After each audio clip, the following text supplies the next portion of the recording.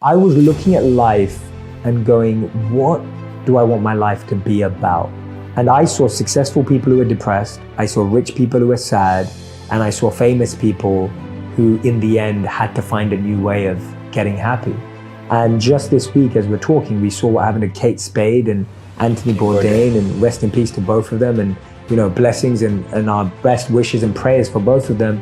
And the millions of other people in the world that we don't know about, and the people that we don't talk about and we don't see because they're not famous and well known. At 18, I was awakened to the belief and understanding that if I did not focus on my consciousness, there was no such thing as happiness and meaning. If I didn't go inward, there was no chance of longevity in any form, because I saw all of this around me. So what I saw in the monks that was different is that they almost had tapped in to the way of the universe. And I'll explain what I mean by that. What I mean is that if you observe the universe carefully, every element in the universe is constantly serving, constantly. The water provides us with energy.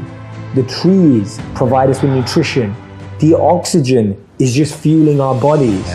And it's taking nothing from us. You look at the tree, when you take shade of a tree, the tree doesn't say that will be $2. And now we're bottling up air and selling it, right? There's oxygen bars. But the point being that there is every element. The sun is giving light and it is growing our plants and vegetables. The rain is growing our plants and vegetables.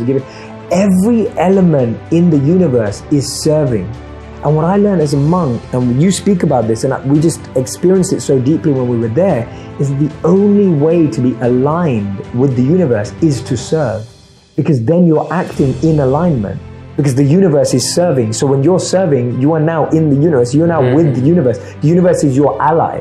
Whereas as long as you're trying to serve yourself and be greedy, you're now working against the universe. So when people talk about like the universe has your back, or you should work with the universe or be aligned with the universe, that's what it means. Universe isn't about, oh universe, I want a big car, like give it to me. That's not being aligned with the universe. Being aligned with the universe is choosing service as your focus. Your body doesn't know the difference between the event that's taking place in your world, outer world, and what you're creating by emotion or thought alone.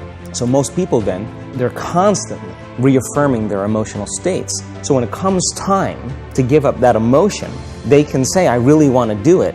But really the body is stronger than the mind because it's been conditioned that way. So the servant now has become the master. And the person all of a sudden, once they step into that unknown, they'd rather feel guilt and suffering because at least they can predict it. Being in the unknown is a scary place for most people because the unknown is uncertain. And people say to me, well, I can't predict my future. I'm in the unknown, and I always say the best way to predict your future is to create it. Not from the known, but from the unknown. What thoughts do you want to fire and wire in your brain?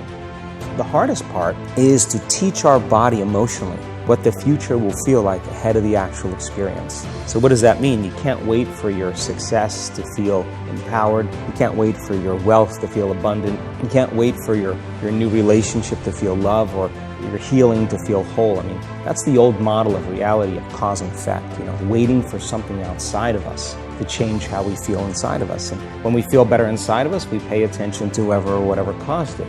What that means then is that from the Newtonian world, is that most people spend their whole life living in lack, waiting for something to change out there.